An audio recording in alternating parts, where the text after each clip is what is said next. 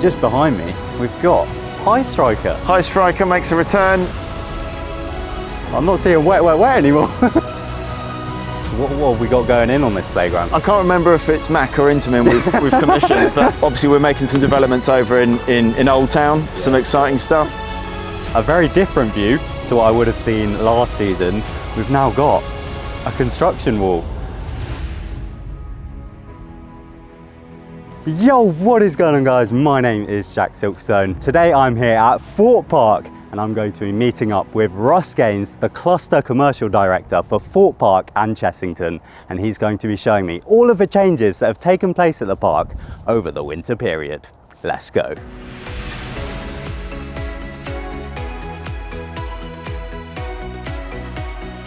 So you joined me outside the entrance to the beautiful Thorpe Park Resort, and I'm here, as always, with Russ. It's nice to see you again, Hey Russ. Jack, how's it going, buddy? Doing? Good to see you. You well? Yes, very well. First of all, congratulations on your new job role. Thank you very much. It's awesome to see. 2 parks now.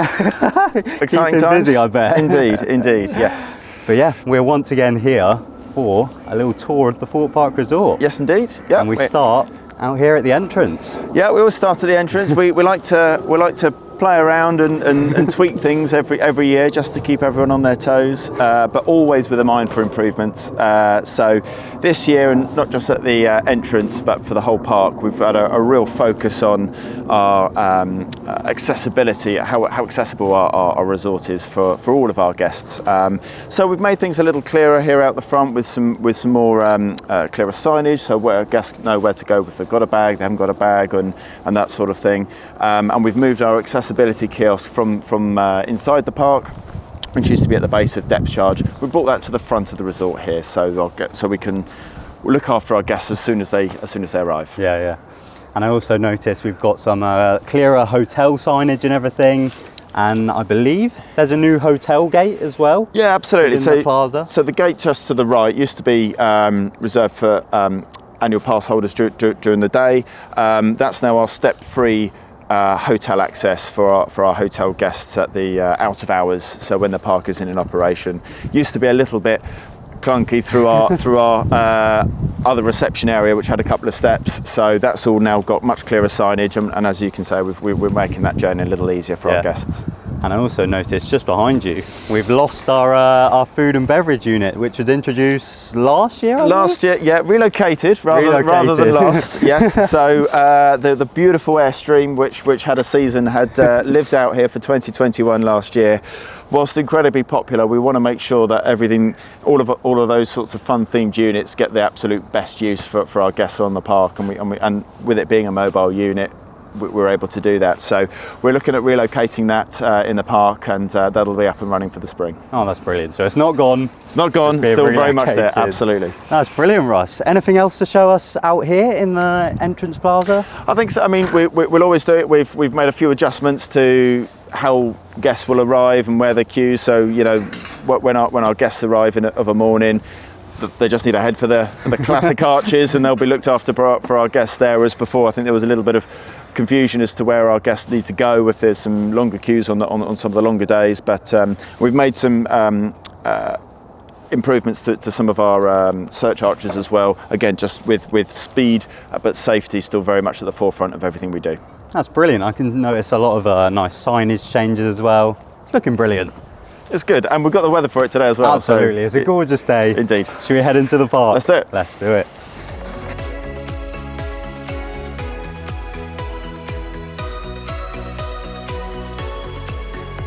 So we've now made our way within the park. Oh, it's fantastic to be here again, Russ. And of course, with your job role being commercial director, you obviously look after a lot of the food and beverage within the parks, which I know has gone through a massive change this year. Yep. So how's that been? Absolutely. So huge change for the way that we feed all of our hungry thrill seekers and guests across the resort. So over the winter, we've teamed up with a global company called Aramark. They're one of those giant companies that perhaps aren't necessarily a high street name, but they're in 19 countries across the world. They've got over nearly 300,000 staff members. They serve 1 billion cups of coffee a year. Wow. They're in stadiums. They do the food and beverage at Warner Brothers at Leavesden. They do prisons, oil rigs, all sorts of bits and pieces like that. But they've also got such a creative flair and experience and a real huge team of culinary expertise that we just can't wait to work with them on. So yep, from this year for ourselves at Thorpe, for Chessington, and also at Legoland Windsor, Aramark will be looking after our food and beverage operation right from day one. That's very exciting, and obviously in the past few years, especially here at Thorpe, you've really made an effort to kind of bring in event-specific foods and stuff. Is that still going to be a thing with Aramark, or is that definitely? It yeah, is still a thing? Absolutely. You know, as we're growing our events, and each year, particularly at Thorpe, you know, we've already announced our event lineup for this year, which is fantastic, including brand new Carnival, brand new Mardi Gras, which we'll get onto later, I'm sure. Food and drink is absolutely fundamental as part of that. It's part of the experience, and you know that's what I always aim for. As you know, I've said to you before, you know, we don't just want to be the add-on burger stall or hot dog stall at the end. We want to be part of that experience, and with themed food offerings, whether that's in our existing units or new special stalls that will be around dotted around the park. And Aramark have got the perfect position to do that. Like, they can draw from those experiences, their world of experience from around the globe to help us do that. That's very exciting, and you're confident in the fact that Aramark is going to be high quality, great theme park food. Absolutely. So the team are fantastic. We've been working with them now for a few months through this project. It's been an awful lot of hard work over the winter. It's no mean feat changing over an operation, but that's fine. But the ultimate aim is that for this year, for 2022, the main difference our guests will see is just an improved product and an improved service. And once we bed down through into 2022, everybody knows gets a real feel for the operation for our theme parks. Then really it's from 2023, and I'm talking about all three of our parks here. It's from 2023 onwards that we'll really start to see that transition, those new concepts coming through, and all that kind of stuff. So it's a really exciting time for food and beverage. Absolutely, it sounds like a very major project. It's been a few long days, but it's all worth it. All worth it. Another project that's been happening here at Thorpe, not quite as big as that one, is just behind Kieran, which was previously the restaurant Infinity, yes, which I believe has also gone through some changes. Just a little bit of a tweak for that. So Infinity, as you know, was refurbished in the winter of 2019 to 2020. Reopened when we reopened after the lockdown in 2020. I mean, it had its name for 18 months, which was far too long for us here at Thorpe Park without a name change. Bar 360, fins, crown and anchor, everything, glass house, everything. So we thought 18 months is far too long. So no, for 2022, this will be called Vibes, and I think that's just fitting in with everything that you'll see. And again, hopefully you'll see that in our comms, our signage, our events. It's, you know, that's the sort of, we had park vibes last year. It's just very fitting for the direction that we're going in with the park. That's very cool. And you also mentioned, just as we were walking past the dome, we've got a new addition in there as well. Yeah, so we're trying something different. We want to make, Freestyle was introduced to the resort in 2019, as it is today in its current iteration. And so we're making some more improvements and some upgrades for that. So in the dome, you'll be able to self-serve your Freestyle vessel from a vending machine. They'll still be available in the stores as well, but you can also get your Freestyle vessel from a vending machine as well in the dome. And we're also increasing the amount of locations that you'll be able to fill up with your Freestyle this year as well. So we're adding a location in the Colossus shop and also the Flocken shop as well. So hopefully making that experience better. And also in terms of our Freestyle vessel design, we're going all out with that. So they'll be changing throughout the season as well, and we'll be giving a nod to each event as we go through the seasons as well. That's very exciting. So you definitely won't be dehydrated. Definitely when not. You're here at Thorpe. Not at all. That's brilliant. We've made our way just around the corner now to the beautiful view of the Thorpe Park Resort. I'm so excited to see this when the park opens very soon. But as you mentioned, the ride access hub is now gone. Yeah, so as part of our improvements, and as I normally say on these videos, we are filming a few days before we open, so that's why there's the odd bit of fence and last bit of tidying up that we're doing. But yes, absolutely. Our ride access hub has been relocated to the front of the park, and any guests arriving after that, after the time, then we'll obviously always still help our guests at Island Help and Information just underneath us here as well afterwards. But also we are getting ready for a nice little new addition, which is going to be a nice little playground. Yeah. So that's going to be ready in the spring. And yeah, that'll be a nice little use of the space there that was previously a bit underused. Yeah, so what have we got going in on this playground? Because it's clearly still under construction, but I'm just trying to figure out what we've got to look forward to. I can't remember if it's Mac or Intamin we've commissioned, but it's yeah, I think it's going to be, you know, obviously we're making some developments over in Old Town, some exciting stuff. Don't know if you've heard about that, but we've got a little. You have to remind me on that. Little something happening over there. So it's a, you know, we're obviously acknowledging that we obviously still have families that visit with younger children, with younger guests, and so this is whilst we are losing Rocky Express and Timber Tug from the back of the park. We've got exciting news with Highstriker in a little bit later, but we've also got this, it'll be a really fun playground for our younger guests to explore as well. No, it's good to see, and you mentioned the lack of children's rides, and I'm also noticing, Russ, that just on the other side of depth charge, I'm not seeing wet anymore. Wet is that? Well, I mean, wet hasn't operated for a few years, and you know, part of our long-term strategy is to, you know, as we've been doing over the last few years, is really looking at our resort, seeing what's there, what's in use, what is going to come back, what isn't, and making the absolute best use of the spaces that we've got. So, yeah, we'll be looking at all of those sorts of little pockets around the resort as we go around. I have to say, like, even just kind of with wet and the ride access hub, it just opens up the park a little bit more. And absolutely, it's not so much of an eyesore. It wasn't an eyesore, but everything looks a bit cleaner now. And this view as you come out, you know, there's very few theme parks. You come out your main entrance and you can see every single one of our major coasters. There's so much still you can see in this horizon. It is one of the best views I think that we've got in Merlin. Absolutely, I'd 100% agree with that. Yeah. Also, as part of the upgrades that we're doing over the winter, is we've put a lot of time and focus into our, very important, our toilets. So down in Lower Dome, they needed a little bit of love and attention, and they've got that. So major overhaul of our guest facilities downstairs, and they'll be up and running and ready and looking really smart and fresh for Easter. Oh, that's exciting. It's weird, but I've heard a lot of good things about these toilets. Oh, really? Everyone's like picking them up, so I'm excited to see them when they're good stuff.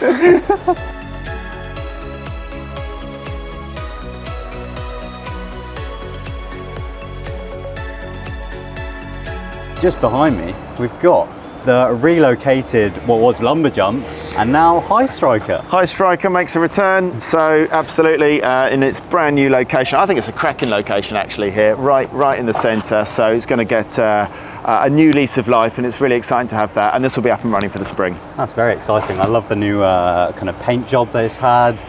Yeah, it looks very fresh for us. Looks good, yeah, always a lick of paint, and I can always say we're always looking for improvements, and another unit where we've done that. Back to the food, as is always on my mind, but Amity Kebabs is a really popular unit, and it's always have a good number of people outside waiting.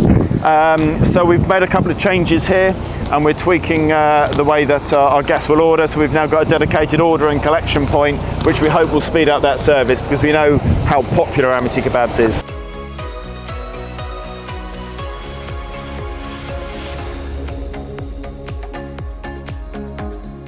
So we've now made our way into Angry Birds, Russ, and as we were walking over here, I spotted a lot of the rides have had these new kind of queue time boards added. Again, another great upgrade for 2022. So we went quite early, I think, as a theme park with digital queue line signage quite a number of years back, but obviously technology catches up with ourselves, and for those queue sign boards that we put in, they were actually run off of a Wi-Fi connection, which 10 years ago when they went in, As we've gone through the years, some of the stability of that was put under a bit of a strain, which is why some of our guests were finding some of the queue times weren't being as updated, weren't always matching what was on the app, and that was a frustration for us as much as our guests. So big piece of investment over the winter, and we've got these fantastic new queue line screens on every single attraction.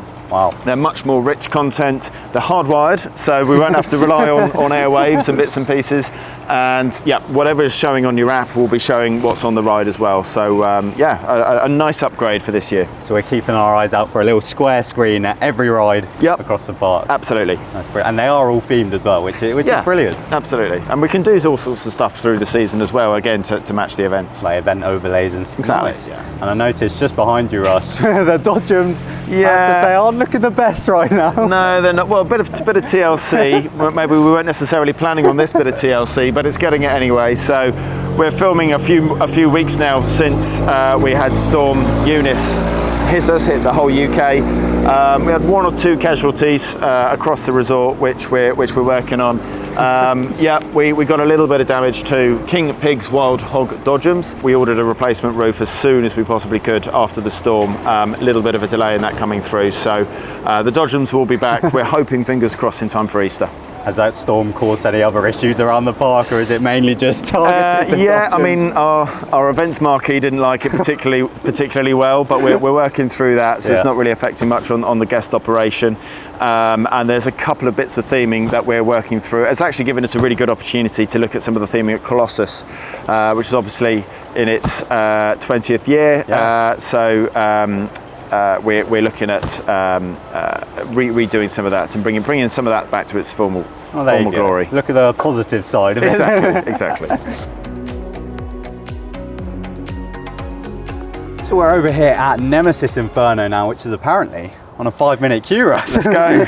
Let's do it. But yeah, I believe we've had a lot of improvements to especially the accessibility side of Inferno. Yes.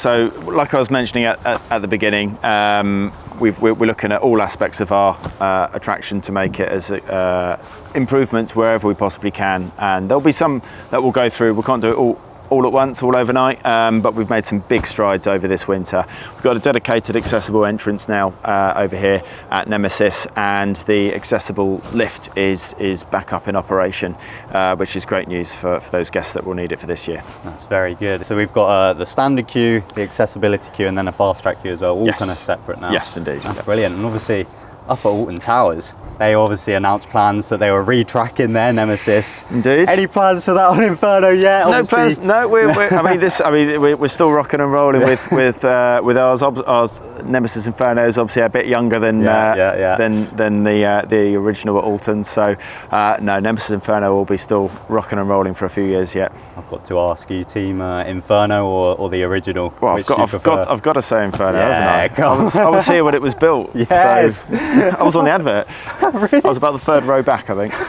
That's some crazy trivia. 13 times in a row on that day. God. And they put the actors on the front, and the actors kept throwing up. Oh, good. But the rest of the train was all staff, and we were all fine. You're a hardcore. Absolutely. That's brilliant.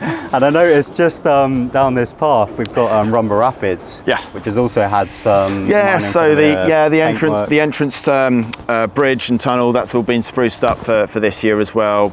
Bright, fresh paint, and just looking at that sort of that bridge. That's very good. I'm so excited to just get back on these rides, Russ. Yes, I've been waiting so long. Yes, indeed. And I've got to ask, obviously, the past few years have been crazy with all of the COVID restrictions and kind of guidelines that the park has been following. Have any of those stayed in place? So at time of filming, we're happy to say that we'll be reopening our park as normal as we possibly can be going through. There aren't any restrictions that will be imposing.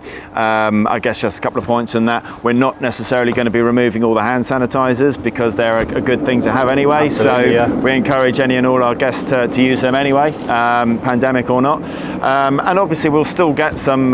We'll still be welcoming some guests that will still feel comfortable wearing a mask. So we just ask all of our guests to be mindful of that. Yeah, absolutely. There'll still be others that will want to keep some distance and will want to continue to wear masks, and that's absolutely fine. But in terms terms of enforced regulations or anything like that, we're looking to open this year with a full offering. I have to say that's very nice to It's hear good, isn't it? after a crazy few years.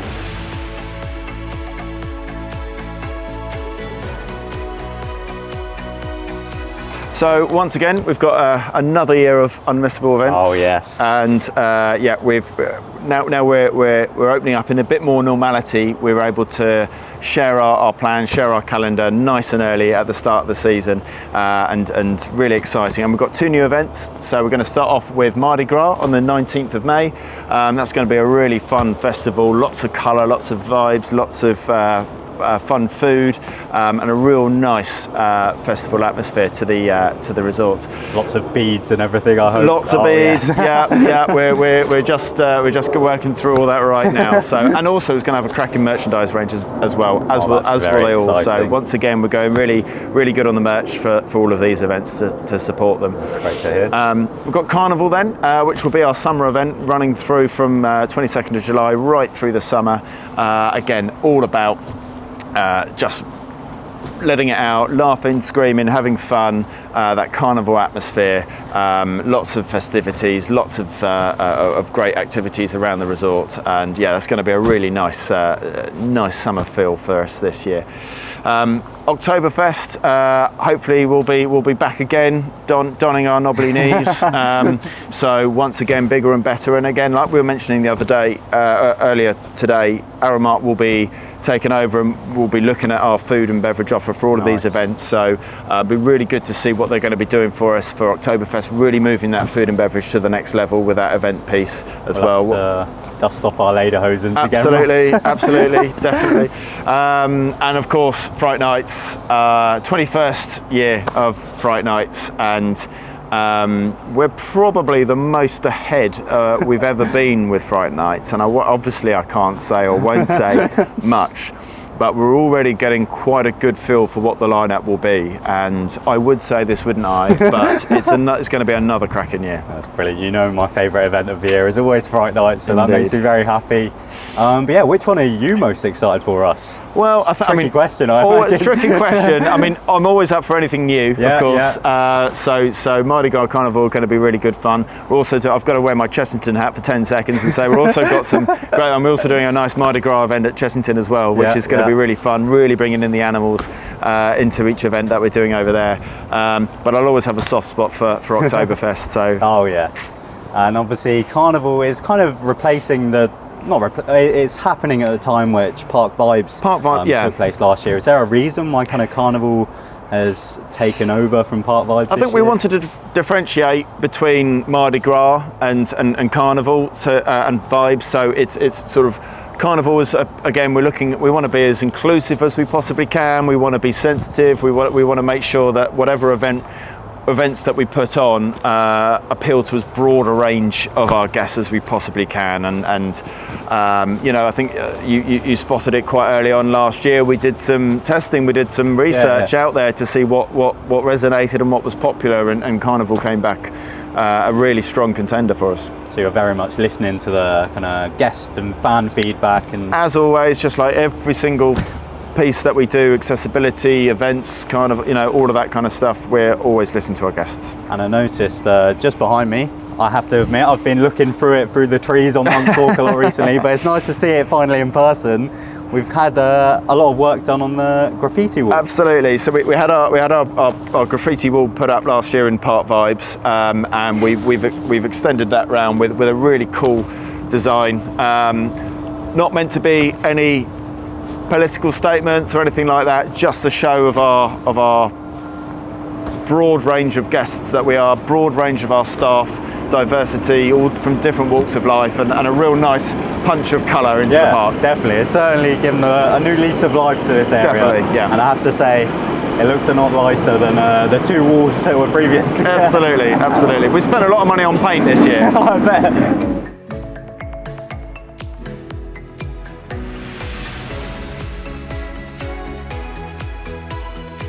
So we've finally made our way down towards Old Town, Russ. I think you purposely took me on the longest route around the park to tease me a little bit. Keep you in suspense. But we're finally here, and I'm looking at a very different view to what I would have seen last season.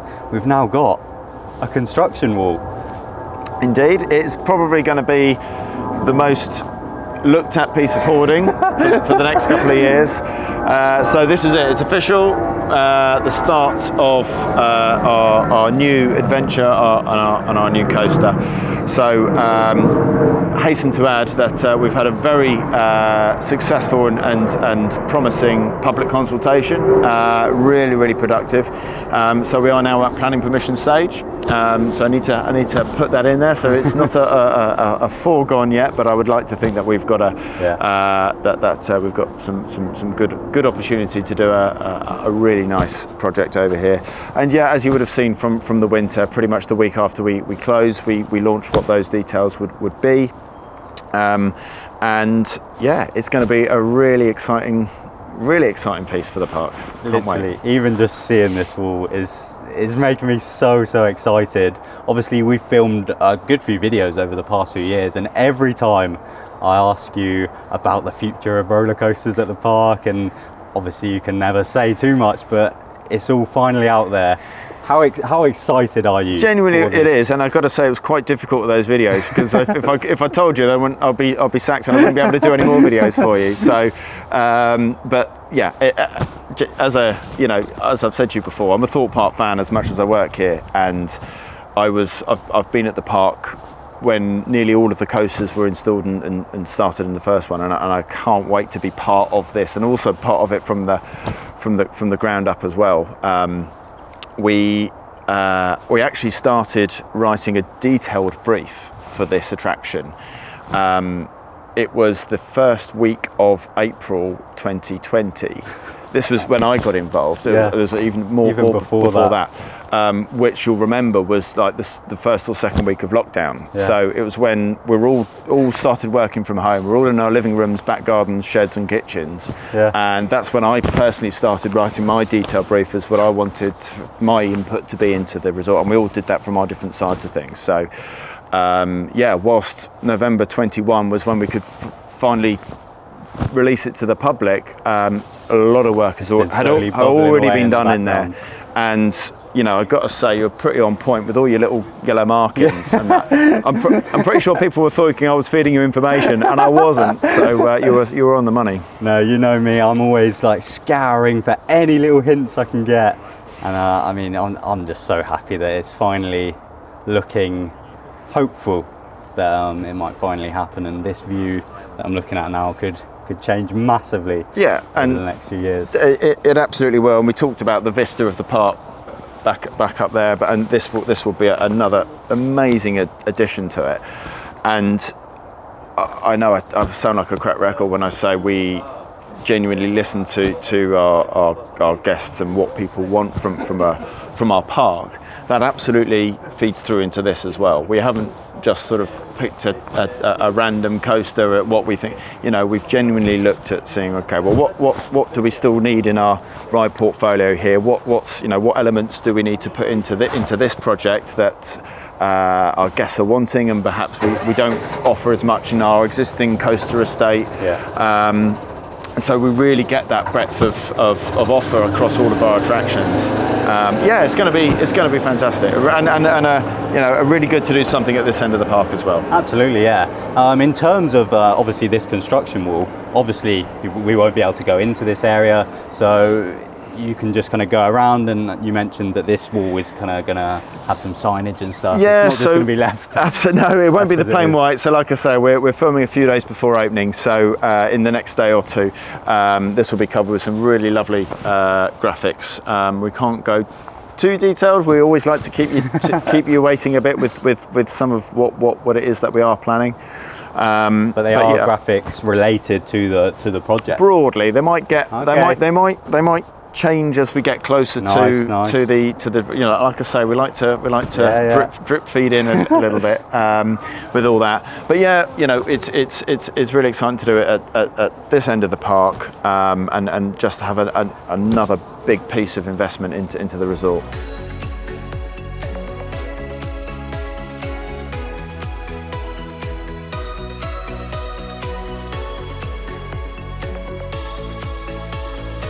Russ, we've saved arguably one of the best things to last for us. I know the merch here at the park has been a massive fan favourite thing, especially over the past few years. And it seems like this year is no different. Indeed, it's something that is very close to my heart. I've always been in retail and coming through, so it's a big passion of mine. But that's not to say there's an awesome team behind us who do really well to design and work through these products every year anyway. So literally last week we sat down and had our first 2023 meeting, and which is quite weird when we haven't even sold a thing yet from our 2022 range. But that's how we do things. So we start off with Varsity.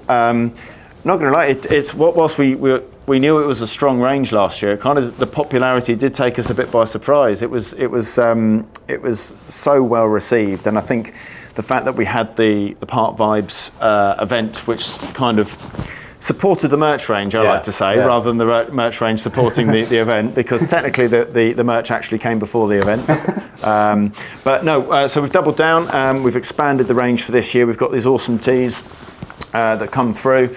So nice and classic dual colour effect from the front, and the detail on the back, which I absolutely love. So our classic Thorpe Park has obviously got 79, nod to our opening year, and of course as each ride goes through, we've got Inferno 3, which means Colossus will be 2, and Swarmo 6, and all the rest of it. So really cool t-shirt range. We've got these cool tag keychains as well.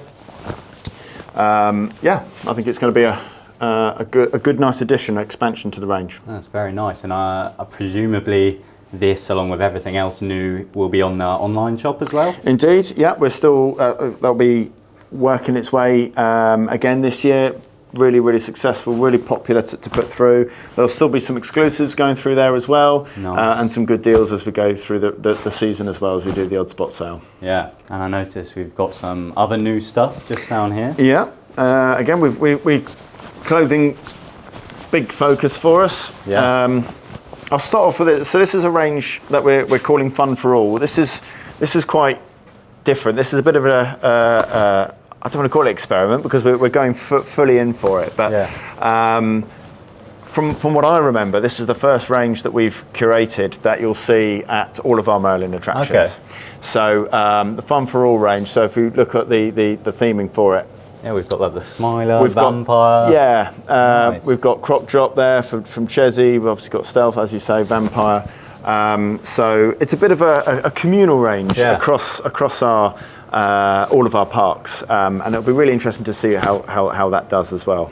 Yeah, I mean, I know last year you introduced the t-shirts versus, so I guess that was kind of the first kind of... The first nod to it, yeah, we did the versus t-shirts, absolutely, which again were popular, so this is just going all into it with that. We're starting off with clothing, but we'll also have a much broader range as well, with all sorts of stationery and bits and pieces like that. Yeah. We've got updated Inferno range with these all over prints. That's really nice. Really nice detail on the inside of the hood as well for the new hoodie for Inferno.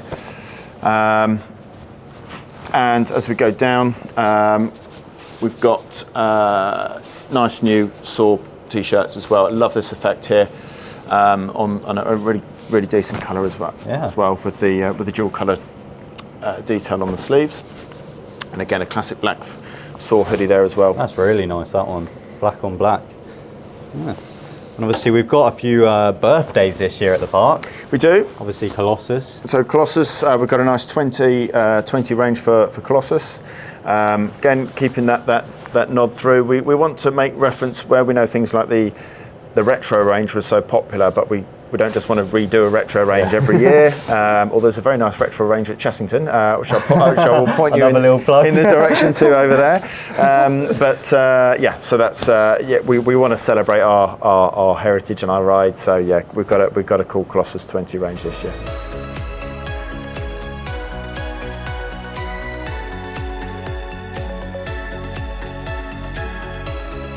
So we've obviously just seen all of the new merch that's already in the stores. What have we kind of got to look forward to as the year goes on, Russ? Yep, so as always, we will be launching new merch as we go through the whole season.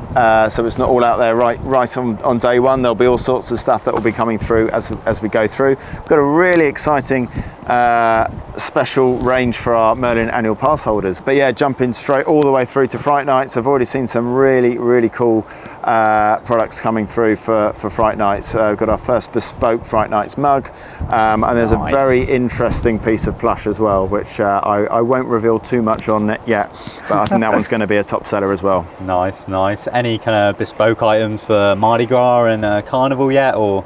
Yeah, so again, we've got a really nice range. It's a lovely colour palette and range with all the purples, the greens and the yellows. So we've got some great mugs and stationery and bits and pieces like that that's going to be coming through. And again, some great t-shirts that are going to look really cool as well. And obviously pin badges, we obviously didn't manage to show them yet in the shop, but I suppose they're going as strong as ever this year. Absolutely. So fundamental part of our range is the pin badge collection. So as soon as they'll be here very soon after a park opening, which will be rolling out through the season as well.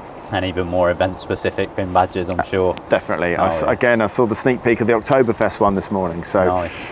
Yes, all still to play for. Very exciting.